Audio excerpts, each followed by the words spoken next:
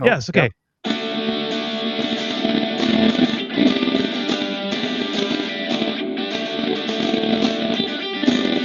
Welcome to the Happy Half Hour. Woo, with Steve-O and Mojo. We have no idea what we're doing, but we're inviting you to come along for the ride because we believe more than anything that your happy self is your best self. Ain't that right, buddy? That is the truth, man. We are here to pour some digital courage your way. Yeah. Woo, we're going to pour digital courage your way. What does that mean to you? Let's just say that because that might gloss over. People are like, what the heck does that mean? What do you think that means Well, what does it mean to you, oftentimes, Steve? people talk about liquid courage. They talk about alcohol. They need when you watch a movie before they ever have to do something tough. A lot of people they take a drink. They talk about it's my liquid courage. Well, I think what alcohol does, it takes down the filters and allows you to be more. Your filters aren't there getting in the way anymore. Well, we're at the happy hour. So at this happy hour, we pour out some digital courage to you. Yes. And we hope that you're going to be, we're the Barnabas Bros, right, Joe? Yes, Barnabas Barnabas Bros. was a guy by the name, I don't remember if his name was Joseph before, but a guy that's like 2,000 years old now. So he's had a lot of birthdays. But anyway, back then, thousands of years ago, they would name you according to your personality. So this Mm, guy's personality was so strong in this area that they changed his name from what it was to Barnabas. The cool thing about that is Barnabas actually means son of encouragement. And mm. so we're the Barnabas Bros. We're here to pour some liquid courage because encourage means to pour courage into. So that's kind of what we're doing at this happy half hour. We're here to pour some courage your way because we could all use some of that. And the good part about this courage leaves no hangover, right? It leaves nothing bad, doesn't cost anything. It just asks you being here and revealing the true amazing self that is already deep within you. So we're Good pouring stuff. some digital courage today. Yes, I did look it up while you're talking. Barnabas's original name was Joseph, as is mine. So what are Wow, the we should change your chances? name. And you want to change your name to Barnabas, bro. Just don't call me Barney because I don't want to wear that big purple suit, and I don't I'm, really like I'm the about as theme big song. as Barney, though. I'm working on Right it anyway, trying to get in on. shape, trying to get my shape out there. You know what I love about the word encouragement, Steve-O, and it didn't even I dawn on don't. You me. should tell me. Okay, perfect. It didn't even dawn on me until I think it was in the middle of COVID. For the first time in my life, I actually associated encouragement with courage. I didn't really see the connection. It's actually built right into the word Me either. Wow. encourage. Encourage, right? Encourage means to share my courage. It's like a cloak. The idea in my mind and this way it's been described. It's like a cloak, and I've got this cloak, and when my cloak of courage, when it's really it's working, somebody else is afraid or they just don't they're down on their courage. I can actually wrap my cloak of courage around them. I can share my courage. Oh Yeah. my gosh, I never thought of it that way. I'm like, how did I miss my whole life that courage is built right into the word encouragement? Share my courage. Right. And if it means pouring courage into, I mean, that's why people oftentimes they go to the bar, they take their drink before they have to because they need that liquid encouragement. At least they feel like they need to. They need that liquid courage. Well, man, when we encourage each other, that's like real courage. I mean, we are Mm. putting courage into somebody. That's why you hear Ooh, people all the time in the movies go, it's going to be okay. And I used to go, you can't promise that. You don't right. know that. But Yeah. just saying that makes it more, makes it more that, right? We begin to believe it when Mm. we begin to hear it. And I think a lot of people these days need to hear it's going to be okay. So for everyone that's watching this, whether you're live or you watch it later, it's going to be okay. You're going to be okay. Be brave, be strong, and be yourself. Yeah. So I love what you said here, Steve. You made this point like nobody can promise that. What if it's not going to be okay, right? But the first, right when you said that, I got this vision in my mind of Frodo and Sam on the Lord of the Rings. Frodo and Sam, these hobbits that never been outside the Shire, they going on this grand adventure, but they have no idea what they're going to face. Right. In fact, they're kind of skipping and hopping and whistling. Go, hey, look, I've never been this far outside the Shire. We're going on an adventure, and it's like a lot of us super naive, right? Have no idea. And those of us had read the story or seen the movies know that they're facing the scariest times of their life. But here's the deal: what you said is so true. Is that even when Sam and Frodo are facing demons, they're facing lava, they're facing dragons, right? What did they do? They just told each other, hey, I think we can make it. Let's just take another step, right? And really interesting that Frodo, who's quote unquote the hero of the story, Right. He's more afraid than Sam, right? He's always the one that wants to quit. And Sam, who doesn't know any more about how to do this mission, this incredibly impossible mission than Frodo, he says, "Hey, I don't know either, but let's just keep going and see what happens." That's basically all he did. He just said, "I'm with you. Let's go Yeah. together. Whatever happens, let's go together. We might die, but at least we'll do it together, Right. right?" And Right. so I love this idea that you don't have to be Gandalf in order to share courage. You just got to be Sam, right? Sam's just like saying, "Hey, let's do this together." And I think that's really cool that encouragement is something that we share. Right. Encouragement means to share your courage. So you don't have to have it all yourself. Because sometimes, like the song Lean on Me, sometimes I'll have something you need, Steve. And sometimes I'll be the one who needs. And if we're going together, whoever's in the need gets to share what they have, and then the roles reverse. Yeah, I love where you're going there with that. And I think part of that reason is too is because they had different roles, right? Frodo was the one carrying the ring. That represents basically anything that you're carrying right now in life. It was heavy, it was Mm. difficult. Burden, Of yes. all people, of all things, the what are they called? Hobbits were the least of everything, right? They were the least of all of them, Yeah. and yet they were given the task because they didn't have the ego. Because they, and oftentimes it's the small things in life that we pass over, right? But only Frodo could carry that ring, but he couldn't have carried it without Samwise, his buddy, who decided to come along with him. At one point, he tries to get rid of him, and he just can't shake him. Well, his role is different. He's Right. not carrying the ring, he's carrying Frodo. He's encouraging Frodo. Mm. I think if the Hold on, hold roles on. were reversed. I want to say it a little Yeah, slower. He's not carrying the ring, he's carrying Frodo. Frodo. Oh Right. my gosh. That's Okay, because go that's ahead. his That's role. so His good. role is the encourager. When you're carrying the ring, you're not that's not your role. Your role is to focus on the task at hand.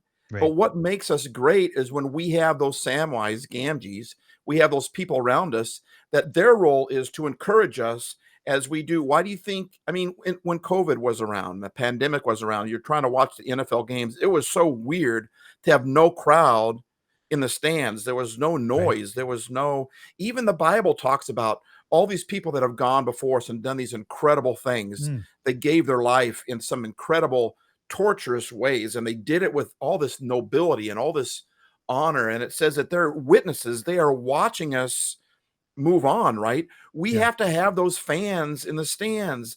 That's what makes us great at what we do is when we have the fans in the stands, when we have the Mm, Frodos carrying us. And at the very end, Frodo had nothing. We have the Samwise carrying us, I should say. right, right, right. And when Frodo, he's like, he couldn't make it. And because the ring was his, and he couldn't just give the ring to Samwise, or Samwise would have taken the ring, but he couldn't. So Samwise, he says, I might not be able to carry the ring, but I can carry you. And it was, oh, I just Wow. bawled Wow. like crazy when that Oh my scene, gosh. Yeah, in the I theater, love just it. crying like a baby, but Right. because there's so Yeah. much to that. It's not just a good story, it's a good story. It's Yeah. life. And I think when we start to say, wait a minute, I think in America, it's all about carrying the ring. We all want to carry the ring. We always want to hold the microphone. We want to be on the stage. We want to be the CEO. We want to be the one that has the money. We want to be the one that has a position, that has a title, the one that's important, the one that's noticed. And we all need to be noticed, right? But there's something about being the person, and I think the older you get, the more you're into legacy, and Mm, you don't wanna carry the ring anymore. You don't care whether you're holding the microphone or not. What you wanna do is you wanna help those that are, and sure. it's Yeah. it's difficult for me to focus on what I need to do sometimes, but I tell you what, it's pretty easy to find someone else that is out there and encourage them. I did it today when I was writing my book at the coffee shop. I mean, I found out I spent most of my time just encouraging people, pouring courage into them, and it wasn't always that way for me. But when I read that Barnabas's name was changed to Barnabas because he was such an encourager, I Yeah. remember asking God, said, God, I want that. That's what Mm. I want. And now encouragement is kind of easy for me to do, but there's not a lot of people out there spitting out a lot of encouragement. They might do it by some of the things that they do, but I mean, do you agree with that or not? Well, I hate to speak for anybody else, so I don't know what a lot of people are doing, but I love what you're doing, and I love that you're giving your illustration from your own life, and I think that's really helpful to people. It's helpful to me to hear what's it mean to you? How does it play out in your life? What's the story? How, like, and you were saying that's today. We're not. It's not some great Right, plan or some great platitude. right, This is your life today, right? This is happening every day, and I love that. And here's the other thing I want to say about the Frodo Sam relationship is that some critics, when they're examining the literature, they say it's quite possible that Sam and Frodo are really one character, but they're the two different sides of the one Ooh. character who are talking to themselves the whole time. Ooh. Right now, in the story, it's represented as two different hobbits. But you got to go with me on this, Steve, because this is I think this is where you're headed anyway in this conversation. Is that sometimes when I don't have someone with me, it physically with me, right? I've got this feeling like I can do it, I can't do it. Can I do Right. it? I don't know if I can do it. And the voices are inside me. And if I can find when I'm in the Frodo role and I'm carrying the burden and I'm just not sure I can keep going on, if I can find the Sam in me that says, "Hey, I don't know the answer either, but I do know if we stop, we're going to die. So let's keep moving. Let's just see what happens, right?" And Yeah. sometimes I'm the Sam, and there's a Frodo inside of me, like I don't want to quit. So how does that land to you? Do you think there's a possibility, or do you sense that in your own experience that sometimes you have Sam and Frodo, and the voices are both inside of you, kind of trying to find their path together? Right, and I think there's a third character in there too, because there's a character that tells us we can't do it. There's a character that remind us of our past, remind us of our failures. I think that's the battle of life is which one we're going to listen to. It's like the old farmer that used to have, dog fighting on his property and he'd always bet on these dogs and he always knew which one was going to win. And finally some guy pulls him aside and says, "Hey, how do you always know which dog is going to win? Because sometimes it's the brown one, sometimes it's the black one, sometimes it's the spotted one. How do you know which one's going to win?" The farmer said, "Easy, the one I feed the most." Hmm. Right? And when Yeah. we feed courage, when we feed ourselves courage, we become more courageous. But for courage to exist, doubt has to exist. We have both in the Mm. same body, both in the same Yes. mind, and I love where you're going with that. And sometimes if you don't get the encouragement you want, you have to encourage yourself. There's even a Mm. Bible verse out there that talks about encourage yourself in God, right? And so I think we need to be speaking to ourselves, but it's just so easy to be so negative. There's so much negative out there. And there's so much. That's one reason why we're doing this show for you guys is because we want to help increase your courage. We want to put something out there that's positive. We don't want to curse the negative. We don't want to talk about how dark the internet is. We don't want to, instead, we just want to flip a light. And that's really what the happy Mm. half hour is. And Yes. so I love what you're saying there, Joe. I think that is such a deep concept that those are two voices that are in our head. And we win when we listen to the voice that says we can do it. And I think a key to do that also is to say it before you feel it. And I think a Mm. lot of times we feel like hypocrites. I don't feel it, so I'm not going to say it. Right. Well, that's cart in front of the horse, right? Something you have to say it first for it to come about. Who was it? Was it oh, I just did it in my podcast. It was oh, it's a very famous, was it Buddha? Hold on a second, I'll find it here.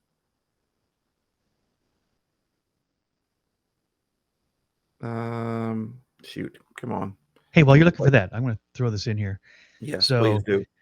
yeah, so there's this really interesting concept in my mind, and I'd get your take on it while you're looking for this quote. Is that you talked about, do the words come first, or does the courage come first, or Exactly. or do you feel it first, or do you say it first? Do you think it first? Do you say it? There's a lot of these questions, right? And here's my take on it at the moment, and I just want to put out for anybody who's listening, I'm not the answer man. I'm the question man, and I love questions because questions by definition take us on a quest for discovery, for exploration, right? Questions by nature suspend my belief that I have the answer already. Because if I already the answer, I'm not going to ask a question. So I don't want to be the answer man. I want to be the question man, always on a quest. But here's my thought to date: is that our thoughts and our feelings, it's not chicken and egg. It's actually like an infinity loop. Mm, So imagine the figure eight floating in front of your body. Anybody who's listening, like a figure eight, and the top circle kind of is around your head and your neck, and then it crosses around your throat, and then it goes around your heart and your tummy. And there's this loop, this figure eight loop. It's an infinity. It's also like a racetrack, and which is a inside, sign for infinity. If you don't know, that's the sign for infinity. It's like an yeah, 8. it's like figure eight turned on its Yeah, side. like that. Yeah. So imagine this figure eight racetrack, this infinity symbol, and inside is this swirling pattern of thoughts from your mind and feelings from your From heart your and your heart. gut. That's But they're good. not they're not separated. They're actually swirling and intersecting like those racetracks when I was a kid, right? But they only intersect at that one small spot, though. They're both Yes. big, Yeah, I Yes. know that you're going there. I Yes. don't wanna ruin what you're saying, okay. Yes. Yeah, hold on a second. But the cool part is, right, and you're right onto it, and I love the fact that you're hanging with me and that you're following me, is that where in that picture, it actually crisscrosses right at my voice box, Voice at box. my voice, So right? good. So my words, when I say the words, it's actually the intersection of my thoughts and my My heart. feelings. Wow. My thoughts and my feelings, they're intersecting, they're swirling around, and I'm creating something by speaking words. And by the way, science has proved, social science has proved, that the voice that's the most influential voice in your entire life is your own. Mm, The words that you say, your mind is the most attuned to that voice more than any other. And that's why if your voice says, your words, if your words are, I suck, I'm not good enough, nobody loves me, I'll never make it, if it's all the negative things, your mind isn't evaluating whether it's good or bad, right or wrong. It's just saying, oh, right, that's what we're doing. And so right. then everything shifts to fulfill that, right? Our ego says, I got to be right. So I got to fulfill whatever it is I'm saying. So I love what you're saying, Steve, is that sometimes my voice comes out of my feelings. Sometimes my voice is to shape my feelings, right? Love it. By telling my mind what I want to believe rather than what I feel, the way I want to be rather than the way I think I am, right? And that's why these I am statements, and we could go way into the weeds on this, but all the things that come after I am, my mind is just saying, okay, that's it. And it's shifting for me to believe and act and become the things that I say I am. That's why affirmations are really effective. I always thought they weren't because I thought, like you said, I'm a hypocrite. I'm saying things I don't believe. Well, if I say them long enough and I believe them long enough, I will actually become them. Right. 100%. And I love this illustration. I mean, you're kind of blowing my mind a little bit twice today already.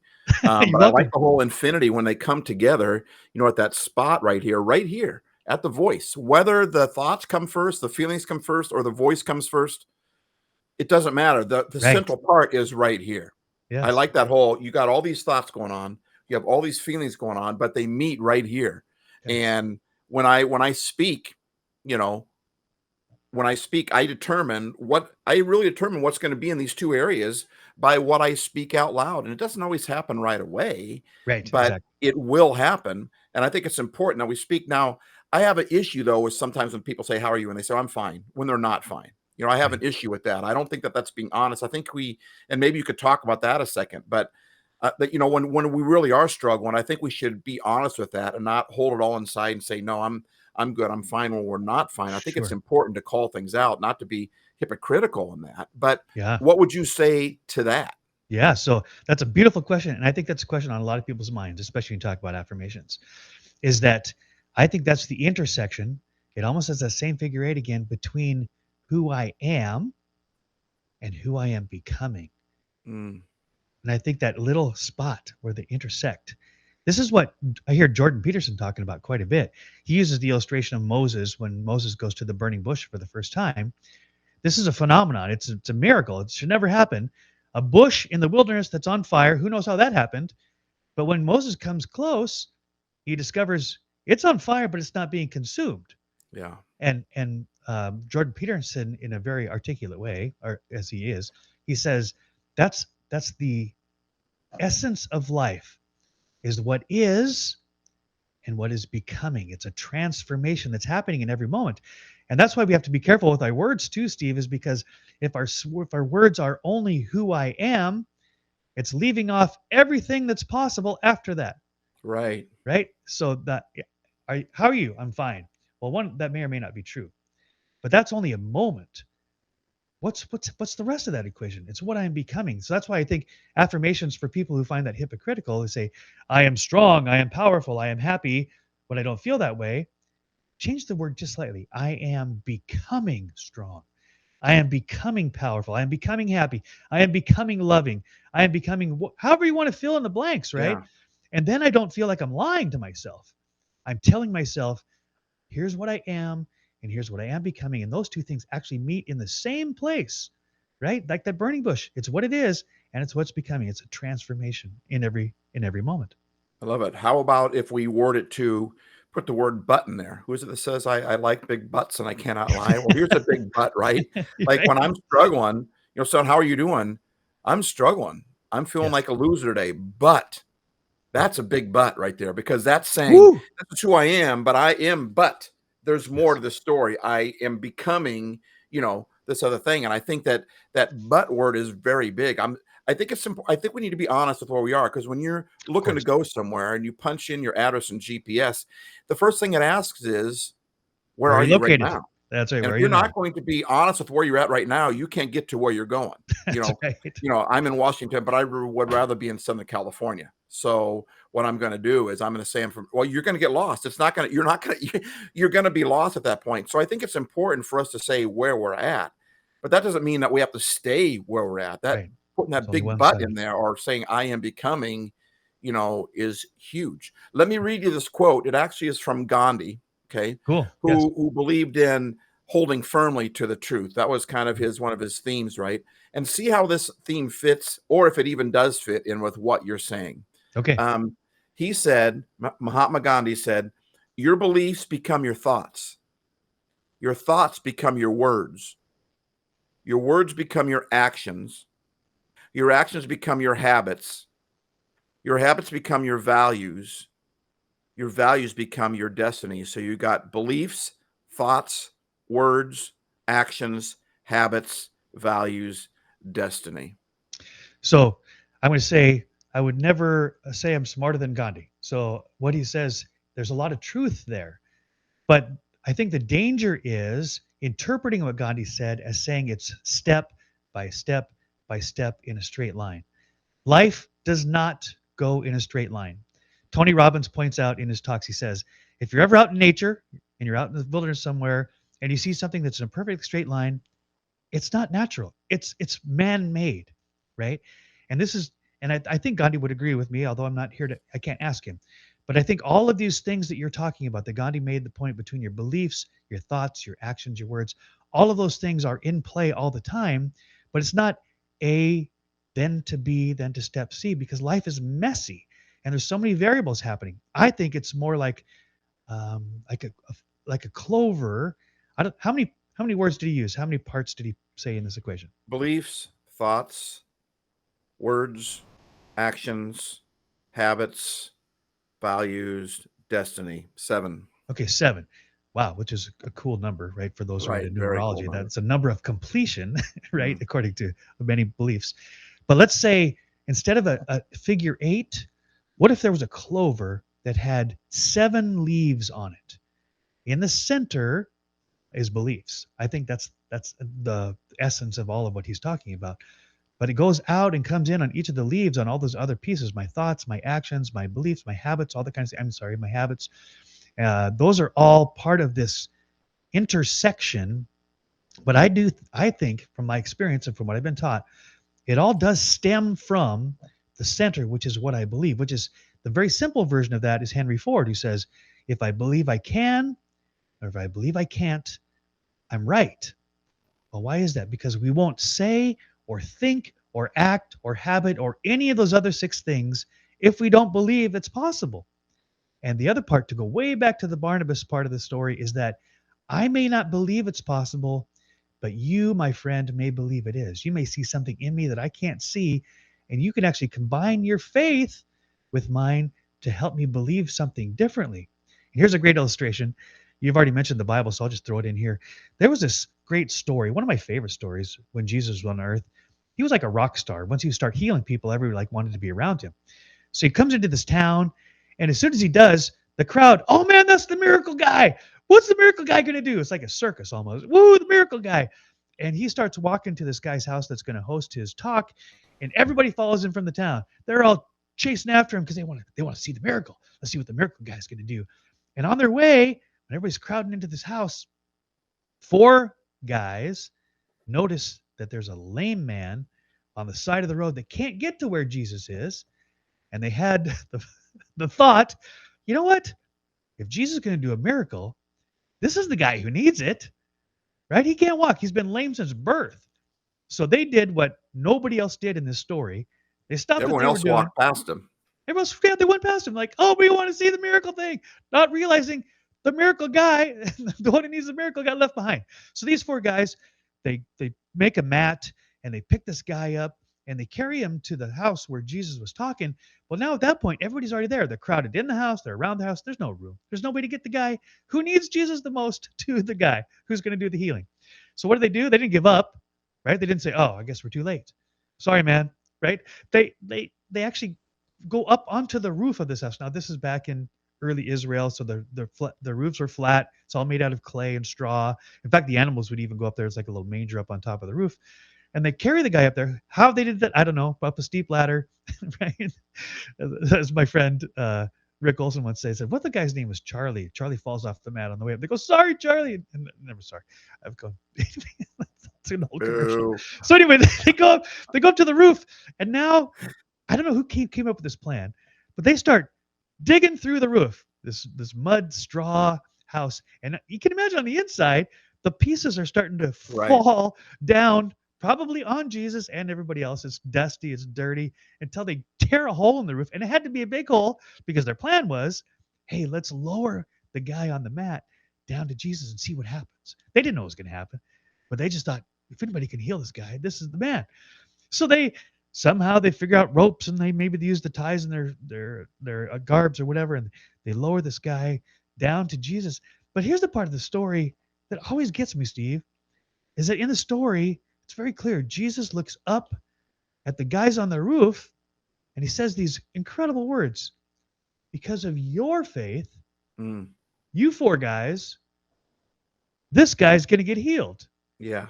Not because of the guy on the mat, not the faith of the guy on the mat. In fact, the guy on the mat, we don't even know if that guy on the mat believed in Jesus or believed in the power of Jesus to heal. Jesus says, "You guys obviously believe I can do a miracle, or you wouldn't have gone to all this trouble to get the guy here. And because you believe, this guy's getting healed." And I said all of that because sometimes my belief system wavers. In fact, Right. it often wavers. Right. You And need you need I some need digital somebody. courage. You need some Yes. courage. You need someone to pour courage into you. Yes, exactly. We're going right back to the beginning of our story. I I need love it. someone. And also going back to the beginning, Yes. those guys, they're the Samwise Gamgees. Yes. They're the one they literally carried him to where the miracle was. And when you go to Yes. help people, it's messy. And you tick people off and you take people out of their comfort zone.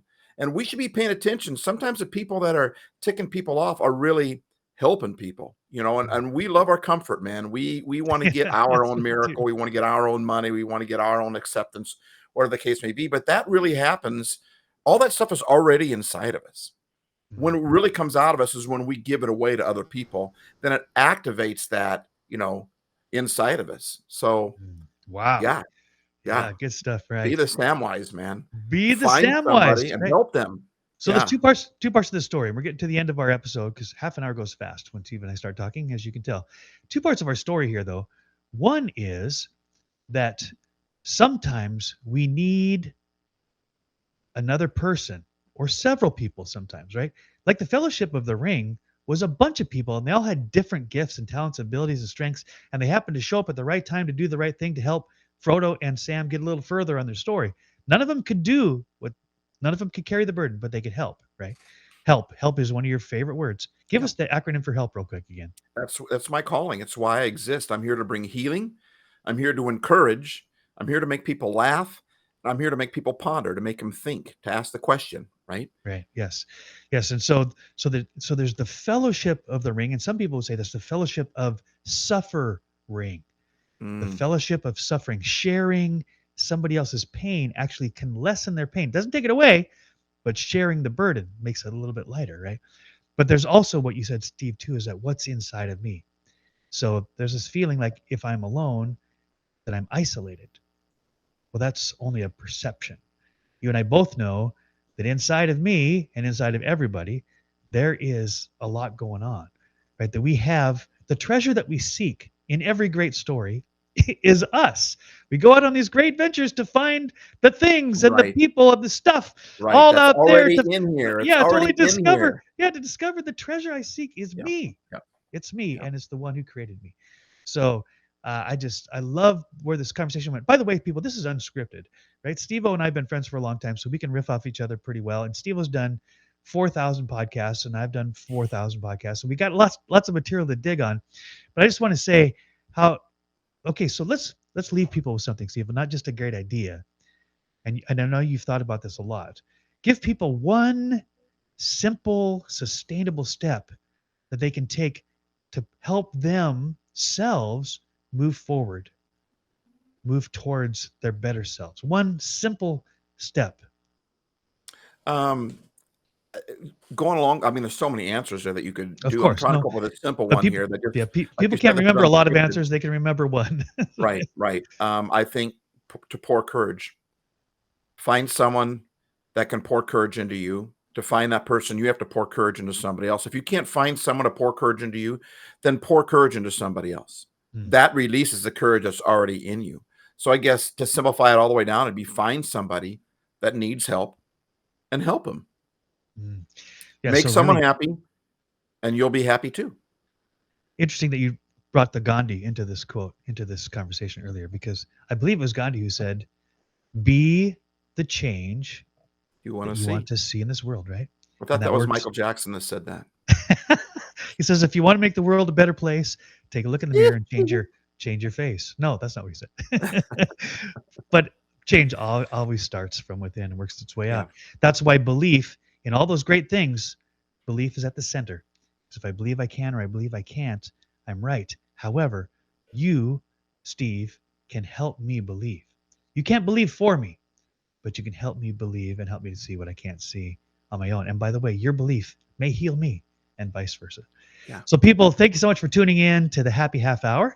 We We sure hope that this appreciate it. has been hopefully this has been helpful to you. In fact, we're going to do it again because We are. we're doing 2 episodes back to back on Mondays and on Wednesdays. So we're going to close this one down, but please feel free to tune back in. Just go back to the Chat Mosa menu and then click on episode 5. We'll see you in 5. Peace out. Peace and peace in.